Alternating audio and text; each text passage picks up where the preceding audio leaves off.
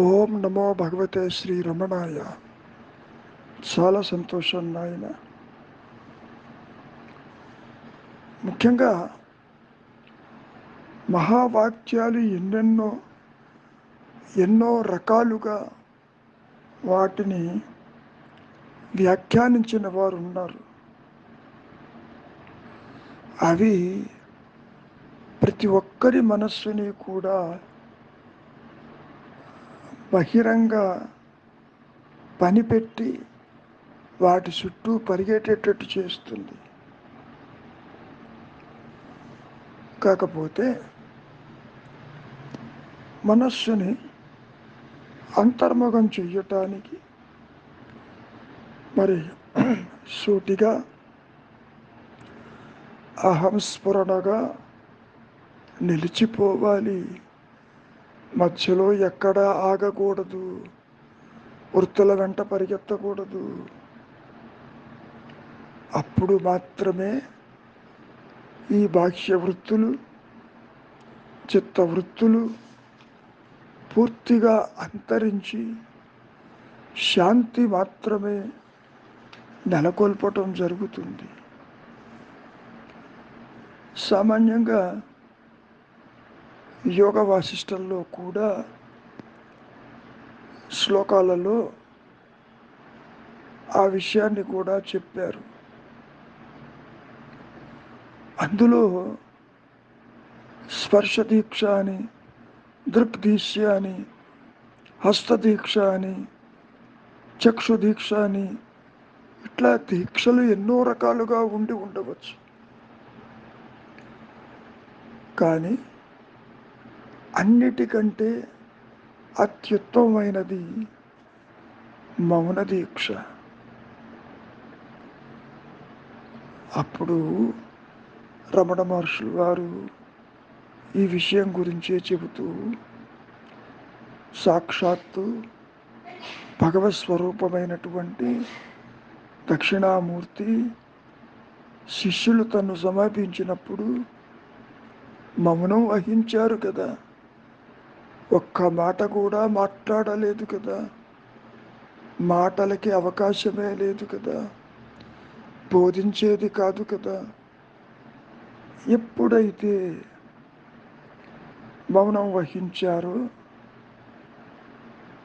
దీక్ష అనేది అత్యుత్తమమైనది మౌన దీక్ష అని నిరూపించటం జరిగింది. నిజానికి ఇందాక చెప్పుకున్నటువంటి చక్షు దీక్ష, హస్తదీక్ష, స్పర్శ దీక్షలన్నీ కూడా ఈ మౌన దీక్షలోనే దాగి ఉన్నాయని కూడా స్పష్టం చేశారు. ఎందుకంటే ఈ మిగిలినటువంటి దీక్ష వ్యవహారాలలో లేదా పద్ధతుల్లో కర్తృ విషయం ప్రమేయం ఉంటుంది. మొదట కర్త కావాలి, ఆ తర్వాత విషయం కావాలి. ఆ రెండూ లేకపోతే ఒకరు రెండవ దానిని చూడటం ఎట్లా, తాకటం ఎట్లా, గ్రహించడం ఎట్లా? అది జరగదు కదా.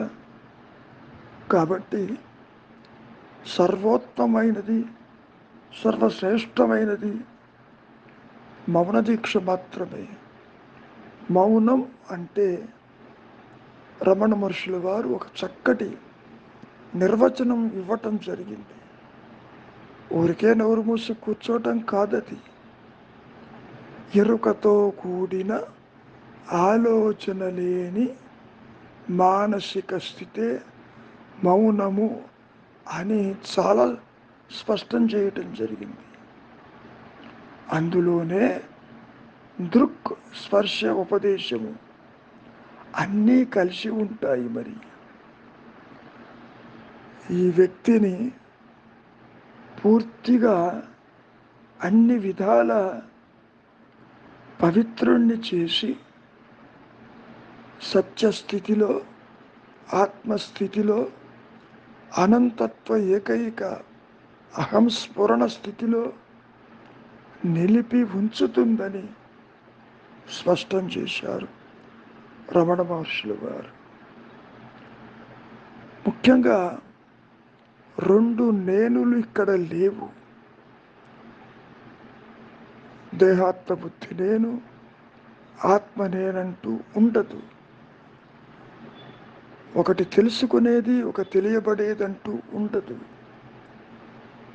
ఎప్పుడైతే రెండు నేనులు లేవు, ఉన్నది ఒకటే నేను, ఆ నేను తనకు తానుగా మౌనాన్ని గురించి మాట్లాడుతూ మహర్షుల వారు అది నిరంతర సంవాదము, it is an eloquent speech అన్నారు.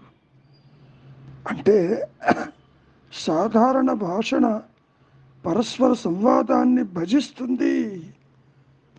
చాలా గొప్ప విషయాన్ని చెప్పడం జరిగింది.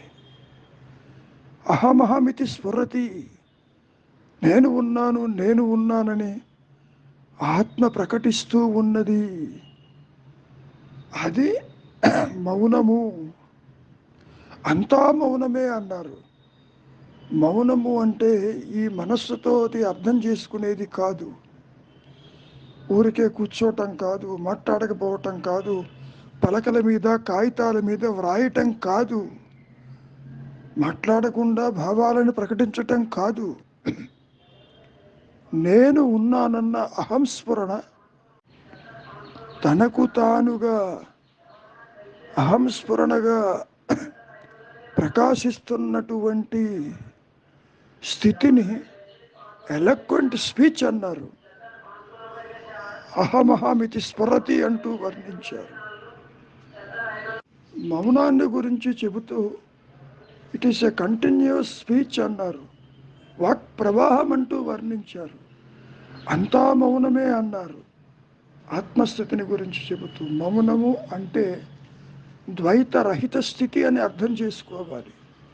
అన్యత్వము లేదు, తనకు తానుగా ప్రకాశిస్తూ ఉంది.